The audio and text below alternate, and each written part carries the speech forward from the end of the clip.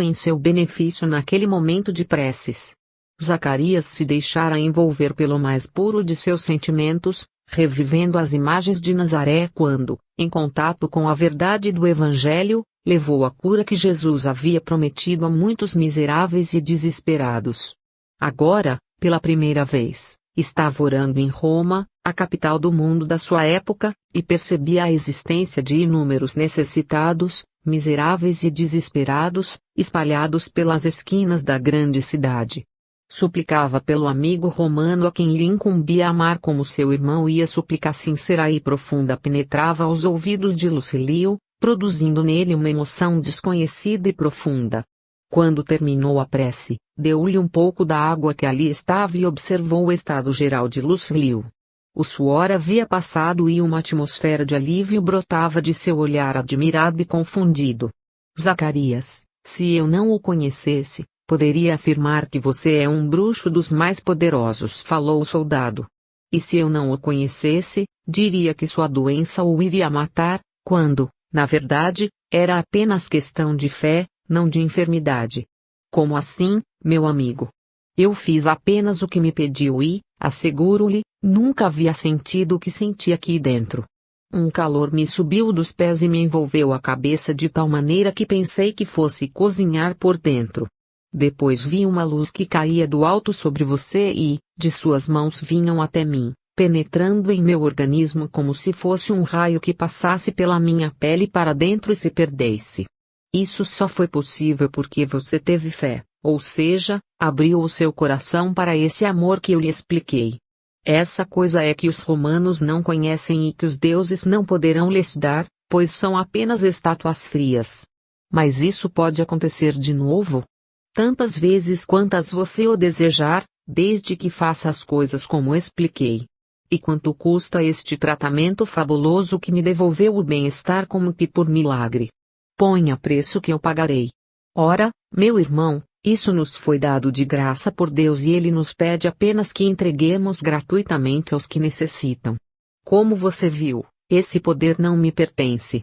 Pertence à fonte divina de onde emana, como pôde perceber quando viu a luz que caía do alto. Agora, a entrega dela também deve ser feita sem cobrança de nada, pois ela não está no mundo para ser vendida. Está para ser doada. E para mim é uma alegria poder ajudar você, entregando-lhe esse presente que Jesus nos enviou. Como ele falava quando curava as pessoas, nas muitas vezes que eu presenciei, também afirmo, filho, a tua fé te curou. Encantado com aquela filosofia de desprendimento e bondade, Lucilio desejou conhecer melhor o teor daquele poder desconhecido e avassalador, pedindo a Zacarias que conversasse com ele fora da prisão, para explicar-lhe melhor como as coisas eram. Assim, vendo a sinceridade nos olhos de Lucilio, Zacarias convidou-o a comparecer na hospedagem para que acompanhasse seus relatos naquela noite em que voltaria a falar sobre a mensagem do reino de Deus no coração dos homens. E assim ocorreu. A partir de então, Zacarias, Jonas, Lucilio e mais alguns amigos fundaram o primeiro núcleo de esclarecimento sobre a mensagem do amor no coração do mais mundano dos aglomerados humanos daqueles tempos. E, se os judeus o viram com desconfiança num primeiro momento, a presença de Lucilio foi aceita, depois, naturalmente, como garantia de segurança para suas próprias reuniões. Enquanto isso, Pilatos aguardava na prisão que a morosidade dos processos de deliberação dos romanos indiferentes lhe permitisse prosseguir vivendo ou lhe desse morte honrosa, como ele mesmo achava que merecia. O tempo, no entanto, trabalharia a favor dos interesses de Zacarias. Conquistada a confiança e a compreensão de Lucilio, não foi difícil que Zacarias chegasse até Pilatos. Afinal, Lucilio entendera o sentido de fraternidade e, por isso, reconhecia que o governador estava indefeso e, tanto como companheiro de caserna quanto como companheiro de humanidade, também ele merecia receber a palavra confortadora de Zacarias, naqueles momentos de agonia e angústia. Assim, certa manhã, quando não havia muitas botas, cinturões e sandálias a arrumar, Lucilio permitiu a Zacarias aproximar-se da porta da cela onde Pilatos se encontrava, transtornado pelo tipo de recepção que lhe havia sido garantida. A barba lhe havia tomado o rosto, ao longo das diversas semanas de reclusão sem higiene adequada.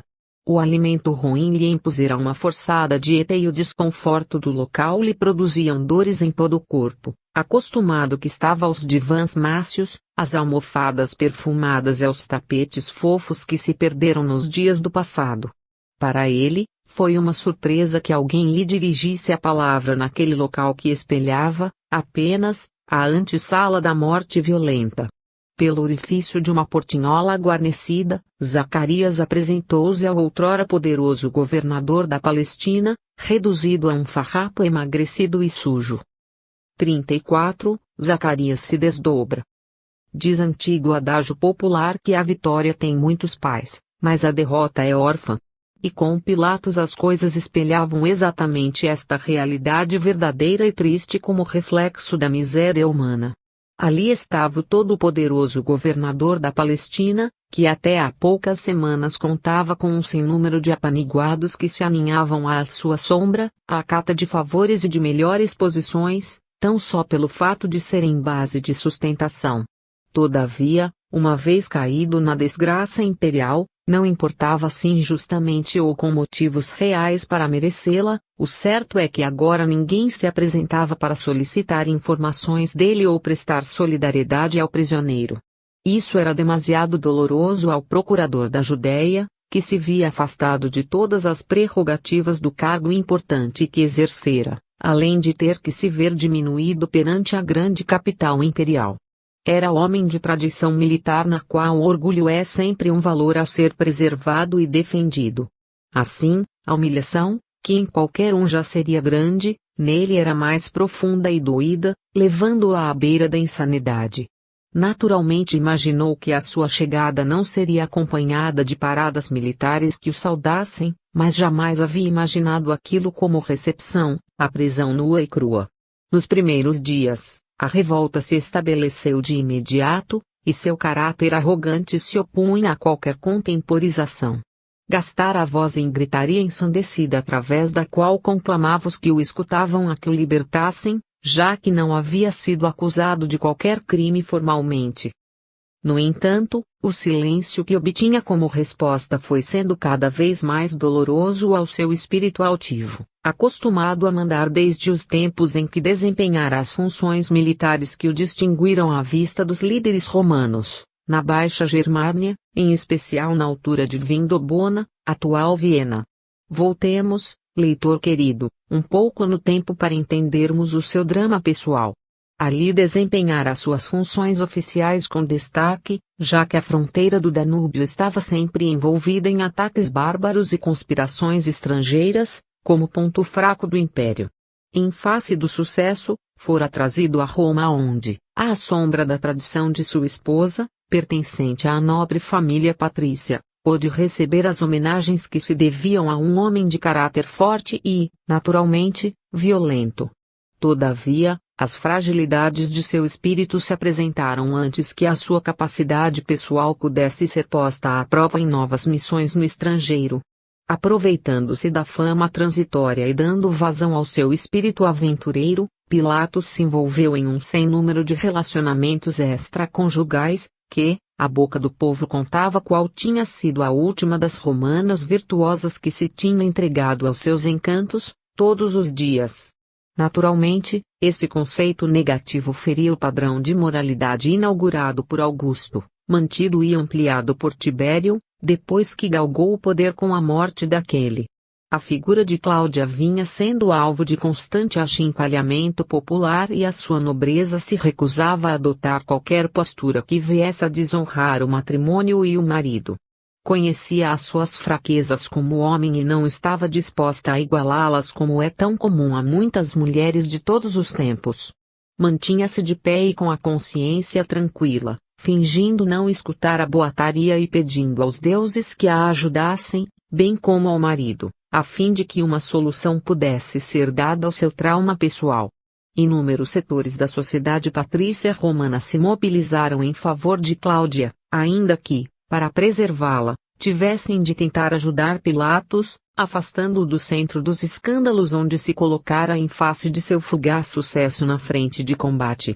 se permanecesse em Roma, na condição de herói que é sempre buscado pelas criaturas fragilizadas procurando ombro forte, não haveria sossego para a família, já que as próprias mulheres mais afoitas se incumbiriam de ser, sempre, a tentação que demandava a presa fraca para resistir. A nova situação em que se achava encantava-lhe o caráter arrojado e isso o fazia se sentir quase como um deus. Tantas vezes ouvira histórias de oficiais homenageados por todos os tipos de festas, desde a que se originava nos palácios do Palatino e Aventino, no Monte Capitolino, até as que se arrastavam noite afora, pelas ruas mais escuras, becos menos importantes, onde os soldados se misturavam com prostitutas e bebiam tudo o que viam pela frente, até o raiar do dia.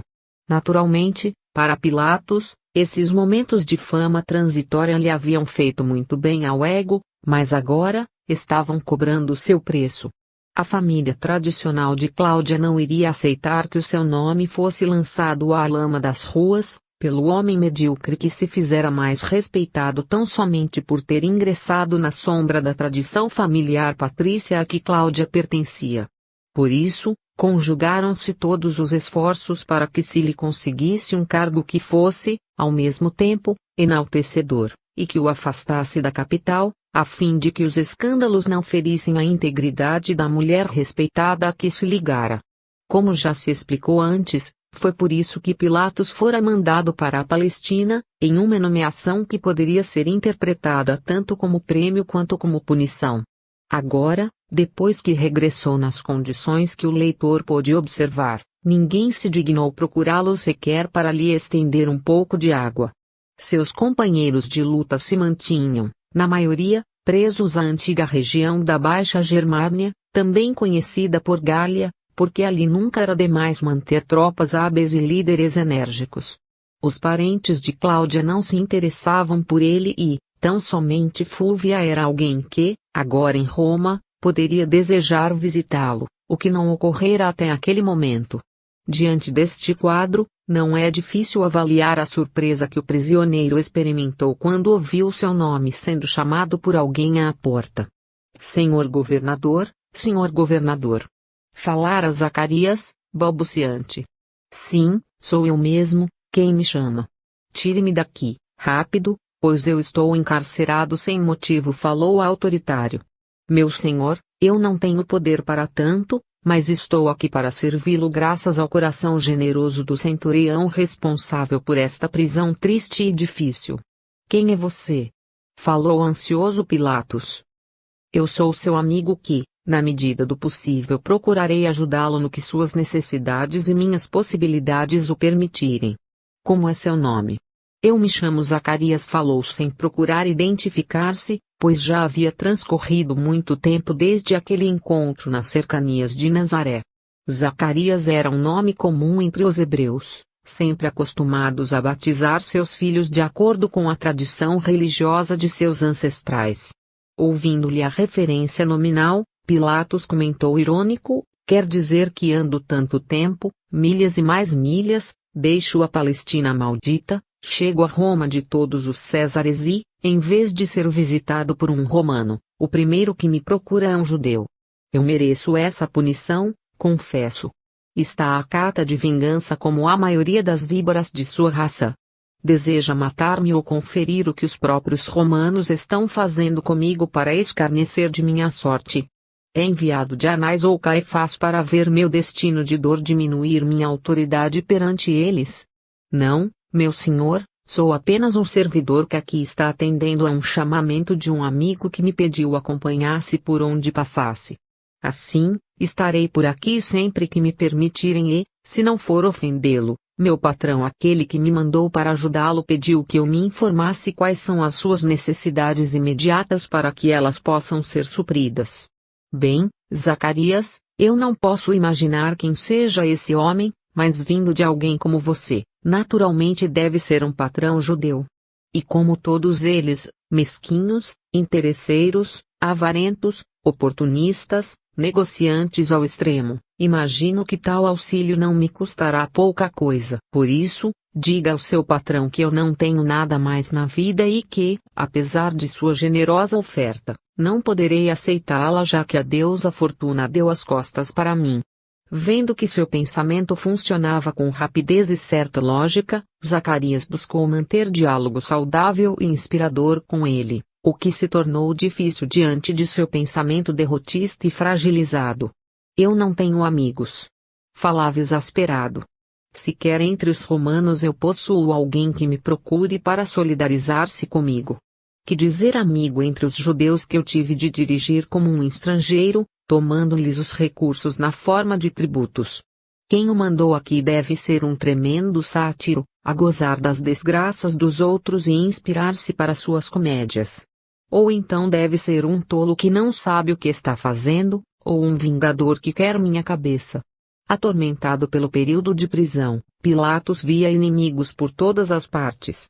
Durante a noite, suas vítimas vinham acusá-lo dos crimes que ele ordenara ou que se cometeram em seu nome ou com a sua autorização. Inúmeros espíritos juraram vingança contra aquele homem importante que se via imprestável, agora, para qualquer perseguição.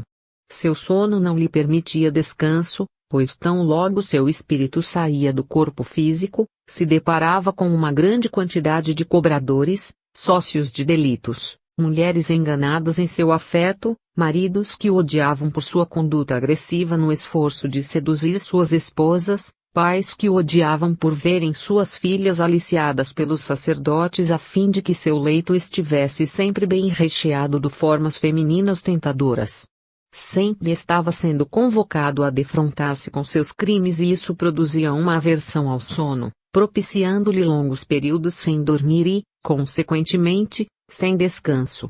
Ao mesmo tempo, o espírito de Sulpício Tarquínios se mantara ao seu senhor, colando-se magneticamente a Pilatos, aumentando-lhe a irritação e o desequilíbrio emocional, já que, antes ou depois da morte do corpo físico, os que são parecidos, os que se afinizam em temperamento, gosto, paixão, idealismo, crime, vício, estes se atraem uns aos outros. Assim, ao seu lado se encontrava Sulpício, desde que se deu sua desencarnação e, a partir daí, sua presença se fez sentir com mais crueldade junto do governador que, inspirado por suas maldosas sugestões mentais, mais e mais amargas tornou as perseguições aos moradores da Samaria. Daí porque Pilatos se entregara à tirania, ao insano desejo de fazer vítimas para desforrar a morte de seu lictor. Era a presença espiritual de Sulpício ao seu lado que lhe produzia, no espírito naturalmente violento e opressor, ainda mais opressão e violência. Esse era o panorama espiritual de Pilatos que, na prisão, somente fisicamente se apresentava solitário. Ao seu redor, uma chusma de adversários, sócios, servidores, comparsas espirituais, todos se congregavam presos ao desejo do exercício do poder e das vantagens que ele propiciava. Meditando rapidamente sobre a sua situação, o governador levou em conta a sua relação com os poderes romano e judeu e, a ironia de estar ali, à mercê da vontade romana para seu julgamento e da benevolência judaica que lhe estendia o auxílio. Como negar-se a recebê-lo, quando, em verdade, seus melhores amigos ou aqueles que ele pensava, ingenuamente, ostentar esse título tão significativo haviam preferido bani-lo de suas vidas. Assim, apesar de não ter conhecimento ou lembrança de onde é que viera aquele velhinho, a sua simples presença naquele local, sobretudo por causa de seu absoluto isolamento ou até mesmo em face de um próximo resgate da liberdade, quem sabe através de uma fuga facilitada por algum simpatizante de sua causa, tudo isto representava para ele a chance única à qual tinha de se agarrar. Olhando para o vão da porta, respondeu indiferente: "Bem, Zacarias, diga ao seu amigo que se ele pretende gastar seu tempo com coisa que não vale a pena, eu lhe agradeço se puder me trazer algumas frutas ou algum alimento que se possa comer, pois estes que me entregaram até hoje são incomíveis. Nem as ratazanas que aqui não param de perambular se animam a provar os temperos de tais iguarias. Está bem, meu senhor. Amanhã retornarei trazendo alguma coisa. Depois conversaremos mais. Até lá." E dando por encerrado o breve contato, Zacarias se sentia feliz por ter conseguido penetrar nas barreiras mais difíceis de serem vencidas, graças à confiança em Deus e ao modo generoso, sincero e verdadeiro com que ele se comportava perante os soldados. Lucílio já lhe entendia a tarefa no interior da prisão. Não era apenas para consertar sapatos que Zacarias desejava entrar. Ele entendera, depois que conhecera a mensagem de Jesus, que todos nós estamos onde estamos para fazermos o melhor pelos nossos semelhantes. Assim, ele próprio já se vislumbrava mais amistoso com os demais soldados, procurando ajudá-los em seus problemas pessoais e fazendo com que mais de um deles o acompanhasse à reunião noturna que se fazia na hospedaria de Jonas. No dia seguinte, à hora combinada, Zacarias penetrava na infecta fortaleza, para dar continuidade ao trabalho que desenvolvia ali dentro, ao mesmo tempo em que, no momento adequado, Lucílio lhe permitiria a paz necessária para que ele pudesse conversar com Pilatos mais intimamente. Levou consigo uma provisão de frutas frescas e secas, sementes fortalecedoras, um pouco de água limpa e um odre pequeno com uma porção de vinho suave. Levou, ainda, azeite e mel como elementos curativos para eventuais feridas. Quando Lucílio o conduziu à cela, com a voz embargada pela emoção da lembrança de Jesus, Zacarias pediu-lhe sincero: meu filho, você tem sido tão generoso comigo que eu me envergonho de lhe pedir uma coisa a mais, dentre tantas que já me propiciou. E como Lucílio venerava aquele velhinho que todas as noites ia evangelizando sua alma, pôs-se à disposição de Zacarias para atendê-lo em qualquer pedido, desde que isso estivesse dentro de suas atribuições. Eu gostaria de falar com o preso olhando frente a frente. Mas eu não posso permitir que ele saia da cela, Zacarias. Falou titubeante o centurião responsável. Eu sei, meu amigo, e não foi isso o que eu pedi. Pedi para falar pessoalmente com ele e, se ele não pode sair, deixe-me, então, entrar lá para lhe falar com o coração. A nobreza daquele ancião era de emocionar. Estava pedindo para entrar na cela quando qualquer pessoa normal não desejava sequer passar pela calçada externa que margeava a prisão, famosa por sua dureza para com os presos. Não será perigoso? Você está sob minha responsabilidade, Zacarias. Veja, Lucílio, estou aqui carregando somente estas frutas e este pouco de água e vinho que faço questão você examine para ver que não há qualquer objeto que possa facilitar a fuga do prisioneiro. Sim, não é isto que eu quero dizer. Quero dizer que, com você lá dentro, será fácil que ele obtenha um refém e procure negociar sua fuga, meu amigo. Não acredito que isso seja possível acontecer, Lucílio. Seu estado é de absoluta debilidade e muito me espanta que a cabeça esteja tão lúcida como pude avaliar ontem em nossa rápida conversa. Além do mais, eu não valho nada e se ele pretender sair da prisão me usando como objeto de troca, está perdido. Eu o autorizo a permitir que ele me mate a dar-lhe liberdade a esse preço. Convencido pelos argumentos amigos daquele homem insuspeito e corajoso, Lucílio, então, esboçando um gesto de contrariedade, afirmou: você tem muita coisa a nos ensinar sobre Jesus, Zacarias. Veja lá se não vai se expor em demasia, acabando por ser assassinado por esse doido e nos deixando órfãos do reino da verdade. Sem você, a quem escutaremos? Eu lhe agradeço, Lucílio, pois sua compreensão irá entender que o que estou tentando fazer é justamente viver o que Jesus nos aconselhou e, sem medo de errar, posso lhe dizer que este seria o gesto que o Messias teria tido para com um aprisionado. Mesmo que ele fosse culpado e tivesse sua culpa provada. Esta é a verdade que Jesus pregou e pediu que vivêssemos. Que nos amássemos uns aos outros como ele nos amou. E falando isso, aceitou entrar na cela imunda onde Pilatos fora recolhido e estava esperando pela concretização de seu destino que seria decidido, finalmente, pelo conjunto dos senadores romanos que tinham se unido a Flamínio para o exame das arbitrariedades relatadas por Públio. Enquanto Zacarias tem a sua primeira entrevista pessoal com o governador, nos bastidores do poder romano as peças se moviam para que o destino seguisse o seu curso. uma vez regressando a Roma, Sálvio e Fúlvia voltaram a ter o estilo de vida tola e dissoluta que ele quanto ela levavam em Jerusalém. No entanto, o espírito vingativo de Fúlvia foi tomado de temores quando soube da derrocada do governador, seu cunhado e ex-amante. Acreditando que a sua condição de prisioneiro poderia comprometer-lhe a posição na capital do império, local de onde não pretenderia nunca mais sair, a mulher mesquinha igualmente passou a temer pela possibilidade de Pilatos revelar as intimidades que manteve com ela ou que, no curso do processo, tais fatos fossem revelados publicamente, o que seria um escândalo ainda pior do que o que o governador houvera protagonizado há mais de uma década. A sua conduta, como amante de seu cunhado, na casa de sua própria irmã Cláudia, seria extremamente perigosa para a sua reputação já dúbia. Por isso, Fúlvia se valeu de todos os recursos de que dispunha para conseguir com que Pilatos fosse mantido preso e, se possível, exilado. Naturalmente que a sua condição feminina e a sua peculiaridade de estar casada com o pretor Sálvio dificultavam-lhe a mesma licenciosidade constatada na Palestina distante.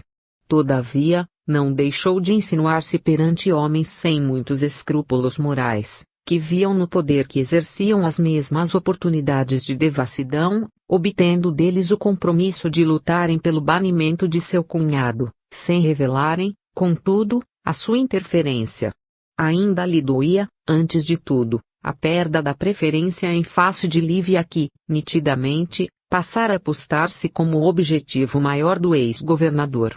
Essa troca, no imaginário feminino, produzira em Fúlvia o efeito arrasador que só é acontecer em todas as pessoas egocêntricas, quando deixam de ser colocadas no centro do mundo dos outros. Jurou que se vingaria de Pilatos e, agora, estava buscando realizar tudo ao seu alcance para conseguir afastá-lo para sempre de seu caminho. Fez correr propinas gordas, aceitou rebaixar-se moralmente, deitando-se com velhos influentes e repugnantes, tão só para conseguir o que desejava. Assim, graças aos seus esforços, a sua causa ia ganhando campo e, no espírito de boa parte das autoridades, o caso Pilatos era uma vergonha da qual se devia livrar, se não pela execução, ao menos pelo banimento. Matar o romano que muito fizera pela manutenção da ordem seria indigno dos seus pares. Todavia, usá-lo como exemplo para que outros como ele não se estimulassem a conduzir os negócios do Estado pelos caminhos da corrupção, seria algo apropriado, pedagogicamente falando. Assim, enquanto Fúlvia tecia sua rede de influências para prejudicar aquele que lhe servira aos caprichos femininos e, com isso, mais e mais se comprometia diante das leis do universo, Zacarias se apresentava perante o governador, levando-lhe a receita alimentar que o pudesse sustentar no amargo transe em que estava vivendo. Buscara o apóstolo tratar de suas enfermidades, muitas delas consistentes de mordidas de ratos, infectadas pelo estado sórdido das masmorras imperiais. Além disso, deixou que Pilatos falasse tudo o que queria, já que fazia muito tempo que o governador não tinha com quem conversar e, por isso, naturalmente precisaria colocar para fora toda a torrente de indignação e revolta que marcavam a sua estada em Roma. Já havia passado mais de um mês de sua chegada e aquela era a primeira vez que alguém, que não fosse soldado, entrava em sua cela. Vendo o estado geral, Zacarias procurou arrumar as coisas e organizar um pouco a bagunça generalizada. Pediu a Lucilio que lhe permitisse limpar o lugar, varrendo e combatendo os ratos, retirando o feno apodrecido que lhe serviria de colchão e substituindo por algo mais compatível com o local e com o prisioneiro. Fez ver ao centurião que ninguém deixaria de ser prisioneiro se dormisse em uma cama de campanha, dessas que os militares estavam acostumados a usar em suas incursões de conquistas. E suas argumentações a favor do prisioneiro tinham tanto de verdadeiras e humanas, generosas e doces, que Lucilio outra coisa não fazia senão atendê-las. Afinal, também, estavam tratando de um romano conhecido e respeitado por seus feitos no passado. Assim, o panorama interno da cela de Pilatos foi renovado com a presença daquele ancião que mais parecia um anjo tutelar do que um reles sapateiro. As vestes de Pilatos foram trocadas por roupa limpa que Zacarias comprou e trouxe ao prisioneiro. Com os aparelhos de corte específicos para as tarefas de sua profissão, o velhinho cortou os cabelos crescidos e desalinhados do governador, aparou suas unhas e cortou a barba hirta, de modo que, ao final de alguns dias, o homem já estava mais integrado novamente à sua condição humana, tornando-se mais doce e cordial, apesar da situação que não se alterara e que considerava injusta. Todavia, o carinho de Zacarias, que nunca o desafiara, que nunca lhe apontara os erros do passado, que sempre tinha um conselho amigo e cordial, que não feria a sua suscetibilidade de homem fracassado, isto tudo ia, sutilmente, abrindo caminhos dentro da armadura daquele romano imaturo que a experiência do sofrimento estava retemperando. Ao término da primeira semana, os cuidados de Zacarias haviam produzido, no interior da cela, a transformação necessária para que Pilatos não se sentisse mais prisioneiro e sim um hóspede a quem era impedida a saída do quarto. Por isso, Zacarias procurava fazer-lhe às vezes, trazendo-lhe tudo o que ele precisasse, facultando-lhe a realização dos menores desejos. E para tais gastos, o apóstolo contava com seus próprios recursos, largamente economizados desde a venda de sua casinha em Emaús e, agora, ajudado pelos amigos da hospedagem de Jonas que, compreendendo os deveres de Zacarias para com o sofrimento daquele homem pecador, tudo procuravam fazer para ajudá-lo a cumprir a solicitação pessoal de Jesus. Quando os seus amigos de conversas noturnas souberam que Jesus havia pedido a Zacarias que acompanhasse Pilatos pessoalmente, a fim de que ele recebesse a palavra do reino de Deus, todos se deixaram envolver por um rio de lágrimas emocionadas e, imediatamente, se solidarizaram, como se o Mestre os tivesse convocado a todos para essa realização. Assim, passara a ser a estalagem de Jonas aquela que se responsabilizaria pelo fornecimento do alimento a Pilatos e alguns dos soldados da prisão, vitimados pelos maus tratos e pelas tragédias pessoais que lhes impunham uma condição de quase miserabilidade. Os outros amigos se conjugavam para fornecer as roupas, ajudar na arrumação, providenciar alguma mesa pequena e cadeira para que Pilatos tivesse onde se sentar, arrumar a pequena cama de campanha onde pudesse dormir. Tudo isto, em decorrência da força que a mensagem de Jesus havia semeado no coração daqueles homens por causa do exemplo humilde de Zacarias. As orações noturnas eram feitas sob o véu da gratidão e da alegria verdadeira, tornando todos os que se conheceram naquele local, irmãos pelos laços verdadeiros do Espírito, solidários em todos os momentos e, por assim dizer, os primeiros divulgadores da verdade cristã, através de suas próprias transformações.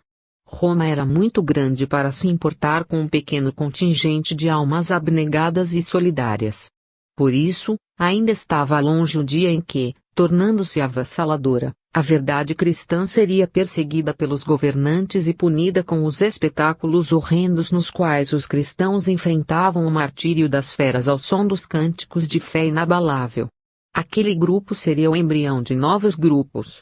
A escrita que Simão houvera dado a Zacarias multiplicara-se em cópias que passavam a circular entre os frequentadores assíduos de tais encontros, levando-se a mensagem de renovação e esperança ao seio de uma comunidade pervertida pela miséria moral, pelas injustiças sociais, pelos descalabros administrativos, pelo modo mundano e pagão de se relacionar com as coisas divinas. Roma estava pronta para ser incendiada. E os primeiros cristãos estavam começando a acender o pavio. Esse foi o verdadeiro incêndio em que a cidade das 7 colinas, efetivamente, se viu envolvida. Não o que o visionário e alucinado Nero ateou para o deleite de seus olhos perturbados, à cata de inspiração. A cidade começara a arder antes, pelo fogo lento e imperceptível da verdade e do reino de Deus que começara a subir dos mais baixos patamares do povo até crestar os tronos mais dourados e poderosos que, igualmente, séculos depois, foram tragados. O impulso de ajudar Zacarias a ajudar Pilatos tomou conta daquele grupo de homens e em Roma, pela primeira vez, se viu um grupo de pessoas reunido tão somente pelo bem-estar de outrem, sem lhe apreciar o mérito ou lhe impugnar o caráter com os vícios e erros de outrora. Todos estavam fazendo o que Jesus pediu. Odiavam o crime, mas amavam o criminoso. Isso estava transformando Pilatos, que deixara de ser um homem mesquinho e passara a apreciar a conversação que, agora, acontecia também na presença de Lucílio. Eram momentos agradáveis e, em breve, Pilatos os apreciaria ainda mais. Isso porque, à medida que Zacarias ia fornecendo o que suas necessidades solicitavam, ainda que seu orgulho não o pedisse, mais e mais o prisioneiro vinha desejando saber quem é que havia enviado o velhinho para cuidar dele com tanto préstimo e zelo. Zacarias, para não lhe ferir o espírito, recusara-se, até então, a revelar o que tinha acontecido. 35. A vergonha de Pilatos. Terminada a primeira semana em que Zacarias pôde levar até o prisioneiro o carinho de sua atenção, e durante a qual o mesmo se viu mais acolhido pela solicitude dos únicos amigos que lhe prestavam atenção, o velho apóstolo e o centurião Lucílio, Pilatos já se encontrava mais calmo e aberto para que outras coisas lhe pudessem chegar ao espírito rebelde. Natural que as pessoas que se deixam levar pelo caminho do atendimento de todos os seus caprichos se tornem crianças perigosas, eis que julgam possuir todos os direitos e não suportam ter contrariado o menor de seus desejos. Assim, a conduta de Pilatos, nos primeiros momentos da prisão, fora do infante revoltado ao qual se negara a realização absurda de seus caprichos e que, por isso, se atira às reações inconsequentes com que a imaturidade sempre protesta. A maturidade espiritual dos homens se mede pelas suas reações nos momentos de contrariedade de seus desejos e direitos. Assim, depois de vencida a primeira fase, durante o mês inicial de sua reclusão e esquecimento, o governador deposto se apresentava mais cansado em seu íntimo, o que facilitou que Zacarias pudesse se apresentar como o companheiro devotado que atendia às suas necessidades. Por isso, gradualmente, Pilatos foi se afeiçoando àquele ancião que lhe dedicava tanto carinho, e se admirava por sua capacidade de entrega, indo àquela prisão perigosa tão somente para dar-lhe consolação. Tal comportamento não encontrava paralelo nas experiências do dia a dia daqueles tempos, onde o egoísmo aconselhava que cada qual se embrenhasse na conquista de vantagens para si mesmo e para os seus, ainda que à custa de passar os outros para trás. Então, depois de passado o primeiro período e transcorrida já uma semana em que Zacarias se dedicava pessoalmente ao seu conforto material, Pilatos dirigiu-se ao ancião, nestes termos: prezado amigo, a sua presença aqui transformou este quarto de prisão em gabinete e, se é verdade que ainda é uma prisão, o certo, no entanto, é que se apresenta mais aceitável e não me causa náuseas. No entanto, desconheço de onde provém esta solicitude que representou um bálsamo ao meu coração desventurado.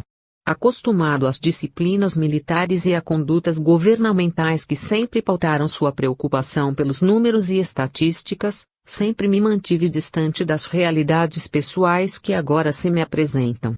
E encontrando a verdade de muitos nas paredes desta cela imunda, pude ver por dentro aquilo que representou o destino de muitos homens que julguei sem piedade.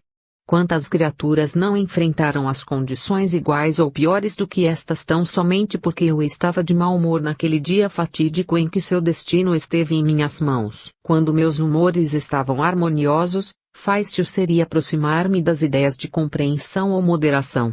No entanto, bastava que se me alterassem os sentimentos, por pequena contrariedade, que processos iguais por delitos idênticos recebiam pesos e tratamentos diferentes em virtude de minhas disposições modificadas. Agora, percebo que governar é muito diferente de ser governado, e que a impotência dos que submetemos às nossas leis torna suas vidas algo quase sem valor, como se apresenta minha própria, neste lugar. Ouvindo seu desabafo com interesse e solicitude, Zacarias deixou que as coisas seguissem seu curso natural, respondendo apenas: sim, meu senhor, nada é a mesma coisa quando passamos pelas situações que impomos aos outros.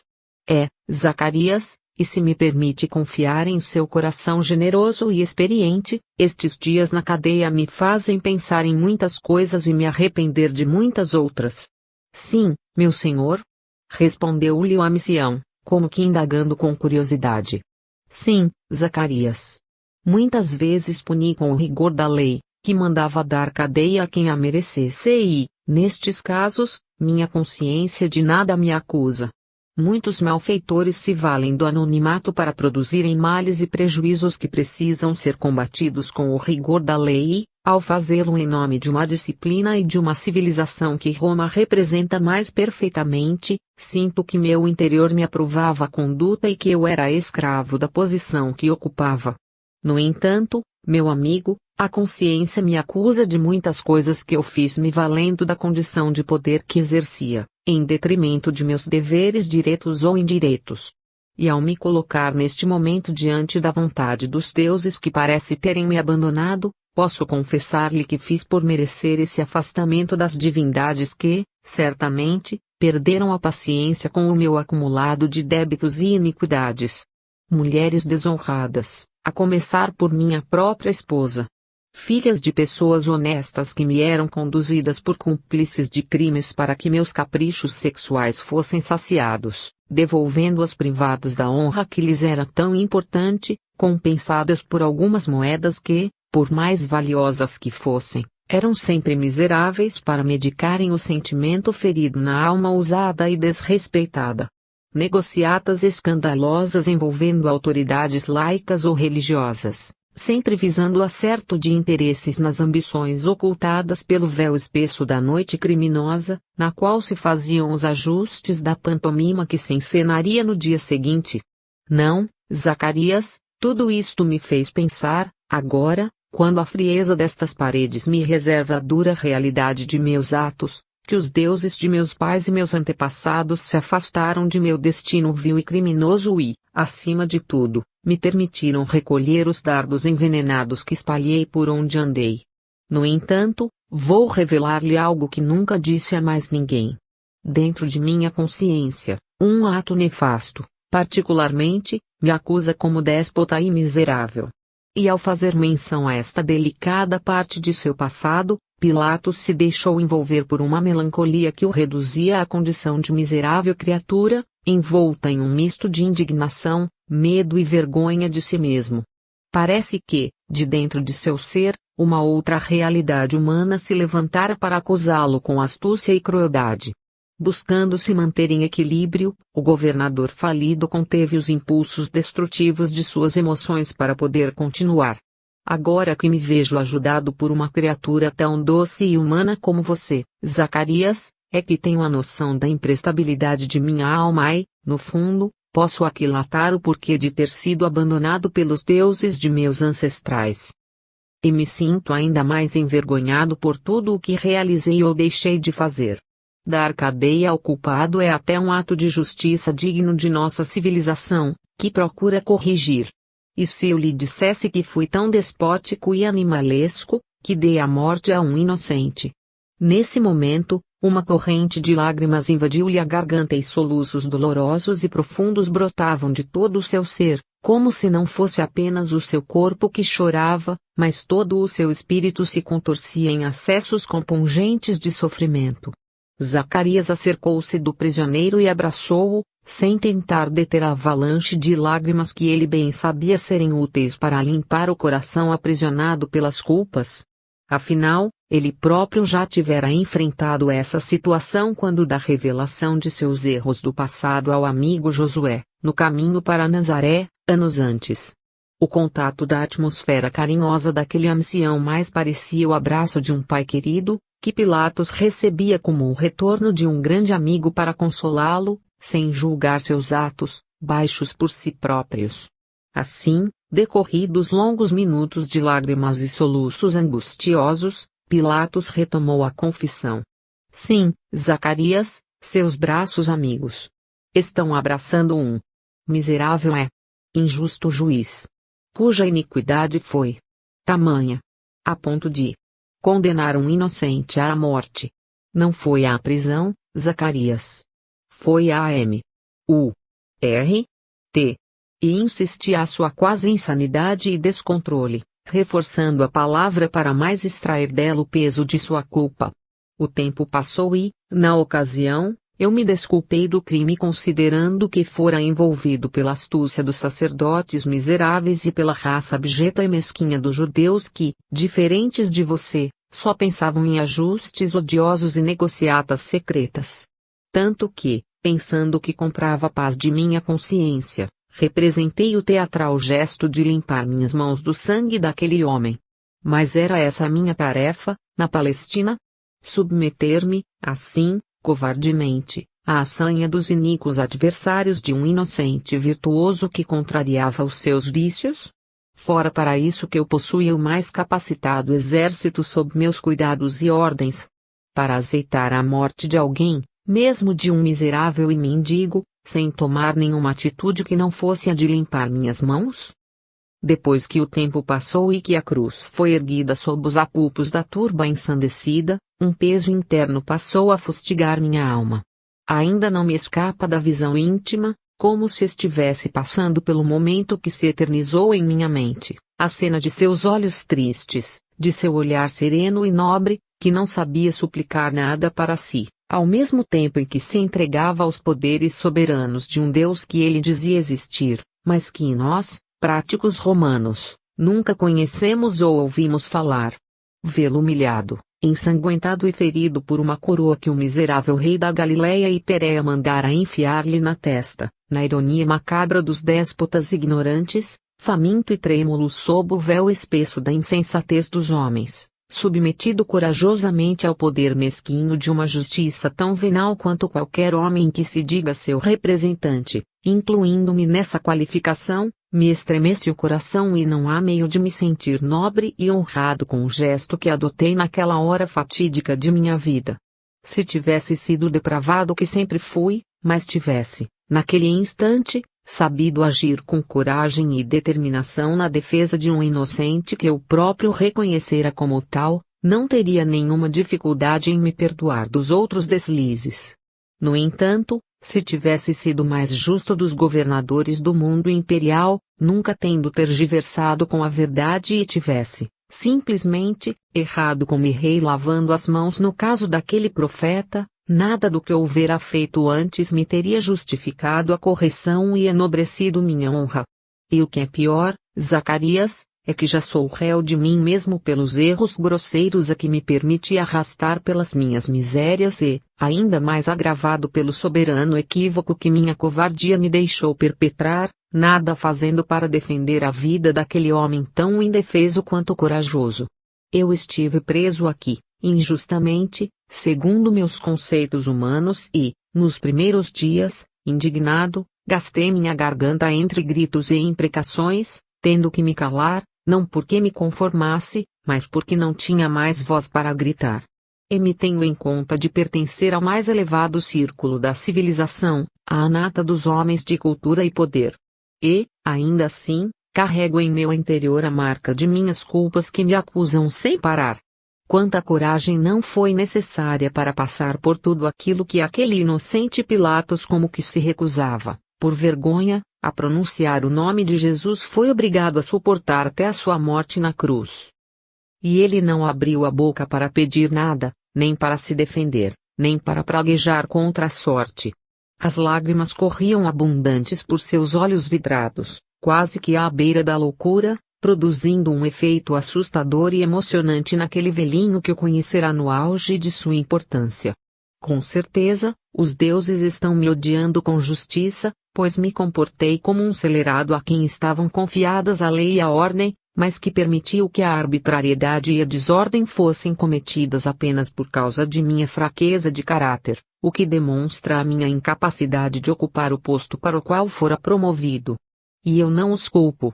Eles estão certos e acredito que amargarei longos anos no inferno como forma de expurgar minhas culpas e misérias. Só não entendo qual divindade tem sido tão imprudente permitindo que um ser tão abjeto e ignóbil quanto eu pudesse encontrar alguém de coração tão gentil e atencioso quanto você, Zacarias. A pergunta ficara no ar, como que pedindo uma explicação, depois que ele se fizera desnudar de maneira tão verdadeira e grotesca, sem ocultar nenhuma de suas culpas. Ouvindo-lhe a menção à generosidade dos deuses, Zacarias respondeu: Bem, senhor governador, Eu já lhe disse que alguém que muito o ama me mandou para ajudá-lo em tudo o que fosse necessário. Mas isto para mim continua sendo uma incógnita que muito me agradaria resolver, meu amigo. Quem será esta criatura que o enviou até aqui para me atender aos menores desejos, mesmo sendo tão indigno quanto sou e mesmo sabendo agora, como sei, que não mereço senão a companhia das ratazanas, muitas das quais devem se sentir desonradas e ter asco de minha presença. Não diga isso, meu filho. Você é um companheiro que teve seus erros e, no entanto, continua sendo filho de Deus. Esse Deus que o criou e que fez tudo o que existe, que é mais eloquente que todas as estátuas de mármore dos panteões humanos, que sabe onde estão nossas misérias e se esforça em nos ajudar a nos erguermos, mesmo das mais terríveis quedas. Lembre-se, Pilatos, sobre toda a ruína que produzimos, Deus, generoso, reedifica um monumento mais sólido e nobre. Esse Deus a que você se refere é um Deus diferente dos nossos tradicionais? Perguntou intrigado o prisioneiro. Sim, meu amigo, é um muito mais poderoso e sábio, justo e amoroso, que perdoa sempre e ampara os fracos em suas quedas. Mas esse é muito parecido com um Deus que encontrei na Palestina e que era pregado por esse homem que acabei condenando à cruz, injustamente. Sim, é verdade, respondeu Zacarias. Ora, Zacarias, um dia um grupo de homens me falou dele quando estava em Nazaré e os judeus, mesquinhos e miseráveis como sempre, pretendiam que os prendesse e punisse, já que estavam curando doentes, falando de amor aos que sofriam, de um reino de Deus que chegaria nos corações das pessoas. E enquanto falava, Zacarias sorria e, antes que terminasse de falar, completou, sim, meu irmão, e que depois de ouvi-los, o Senhor ofereceu pousada para a noite e deu-lhes provisões para a viagem, não foi? Escutando-lhe tais revelações, que ele próprio já havia se esquecido, Pilatos calou-se abruptamente e começou a investigar com os olhos molhados a fisionomia envelhecida de Zacarias, com a barba mais espessa e branca que outrora. Olhando-o, Pilatos continuou, mas como é que você sabe dessas? Era você, Zacarias, gritou o prisioneiro, aterrado. Era você que estava lá. Eu sabia que sua fisionomia não me era estranha. No entanto, não me lembrava de onde já o tinha encontrado. E Zacarias, deixando que a expansão de surpresa e entusiasmo ganhasse o seu espírito até então triste e abatido, confirmou a descoberta, acrescentando, sim, meu senhor, era eu que estava em sua propriedade em Nazaré naquele final de tarde e início de noite, quando suas perguntas foram dirigidas a nós quatro, eu e meus amigos, para que as notícias do reino de Deus pudessem ser avaliadas pelo seu senso de justiça e lucidez. E ainda me recordo de suas palavras lamentando não poder deixar para trás toda a história de sua vida e a crença antiga para seguir a compreensão do novo reino que se apresentara, aquele dia, ao seu coração. Lembro-me de ter lhe respondido que o homem era sempre ajudado por Deus para romper, um dia, as correntes que o prendem, de maneira que chegaria o momento em que sentiria a possibilidade de ser livre para sempre ou manter-se escravizado como você dizia estar. Pelos deuses, Zacarias, então é você mesmo quem está comigo, aqui em Roma, exclamou Pilatos sem acreditar. E lembrando-se de sua confissão sobre as culpas no processo de Jesus e, agora, sabendo que Zacarias era um de seus seguidores mais próximos, naturalmente que seu constrangimento ainda se avolumou mais. Um toldo de amarguras se levantou em sua face, o que o levou a dizer, amargurado, veja a ironia dos deuses maldosos de Roma, meu amigo. Não estão saciados com a minha derrocada. Querem me impor o supremo grau de vergonha ao meu orgulho patrício, fazendo com que o único que se importe comigo seja o seguidor daquele que eu próprio massacrei com minha omissão medrosa e inconsequente. Isso é demais, Zacarias. Não sei o que dizer. A vergonha me matará fatalmente. Não pense assim, meu senhor. O reino de Deus é para todos nós, foi o que sempre afirmou Jesus. Não nos cabe julgar a ninguém, mas tão somente o dever de ajudar em qualquer condição ou situação. Por isso, o Deus soberano e amigo que os romanos não conhecem, Também os considera como seus filhos e dignos de compaixão. Só está esperando que todos se fartem da taça amarga dos prazeres e desilusões para que estejam preparados a fim de escutarem o suave chamamento que fala às nossas angústias e frustrações: vinde a mim todos vós que sofreis e que estáis sobrecarregados e eu vos aliviarei. Tomai sobre vós o meu jugo e aprendei de mim que sou brando e humilde de coração e encontrareis o repouso de vossas almas, porque meu jugo é suave e meu fardo é leve. Isso é tão belo e alvissareiro, meu amigo, que, vindo de sua boca, mais parece uma prece proferida por um nume tutelar de meu destino. Ainda assim, Zacarias, pesa-me ser alvo de bênçãos que não fiz por merecer.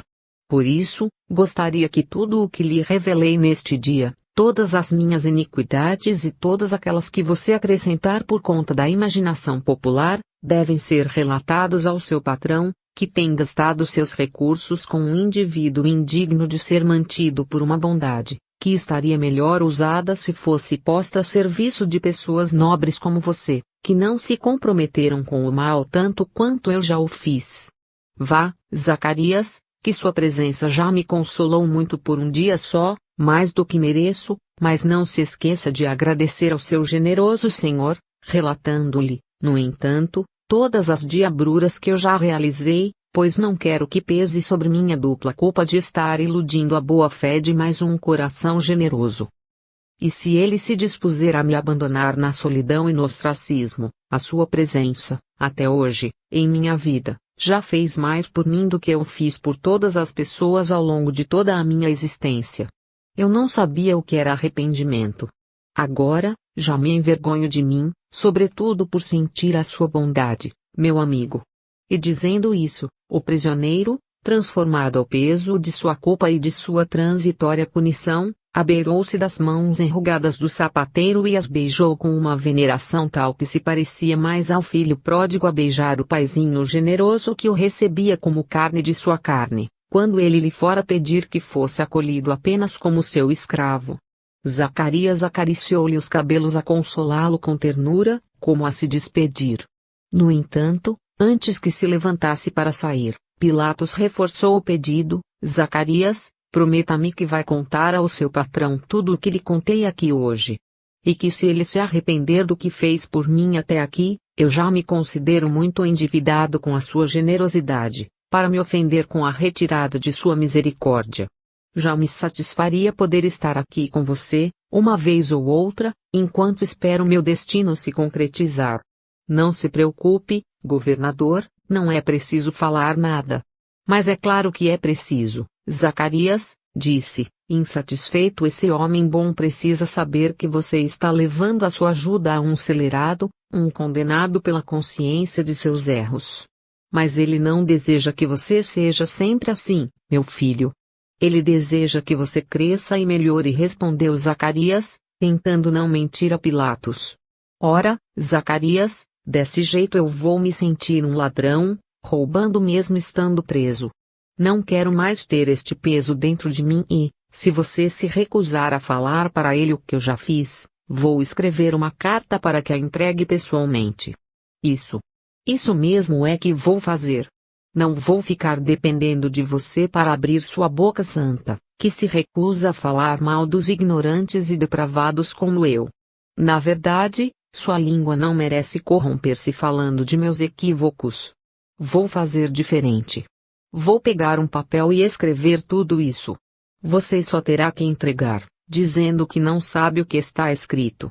Olhando com compaixão profunda para aquele homem que, agora, à custa do sofrimento, desejava dar mostras de transformação, recusando-se a receber ajuda de alguém que ele pensava desconhecesse a sua condição de endividado moral, Zacarias não sabia o que fazer para revelar-lhe a verdade, mas estava vendo que não teria como evitar contar-lhe o que se passava. Então, meu amigo, prometa que você entrega a carta que vou escrever, falou Pilatos, angustiado e quase em desespero infantil, esperando a concordância do seu benfeitor. Vendo-lhe um estado de excitação, Zacarias lhe respondeu: bem, meu filho, não se dê ao trabalho de escrever ao meu patrão para falar todas as coisas que você fez, ele não precisa disso. Claro que precisa, homem teimoso. Você está parecendo eu, Zacarias, uma mula velha e chucra. Falou Pilatos. Não precisa, governador. Ele já sabe de tudo. Ora, Zacarias, é verdade que muita gente está falando mal de mim, mas isso não quer dizer que aquilo que seu amo conhece seja toda a verdade. Eu quero que ele saiba de tudo mesmo, tudo isso.